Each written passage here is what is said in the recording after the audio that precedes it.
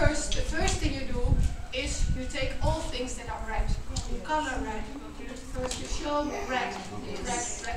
Then, yes? Well, jambo la kwanza kabla hujafundisha lile neno jipya inabidi kama ni rangi basi uchukue vitu vingi vipake rangi ya ile unayofundisha alafu ndo baadaye unaenda kwenye mchezo. So now I have a question to you. We can play another game which you can play with the children, or we can go back inside and evaluate this stage. What would you like to do?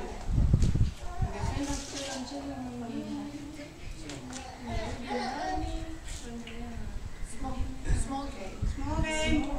Fanya mchezo mfupi mfupi au kuingia ndani kuingia anaomba mawazo kutoka kwa Another game.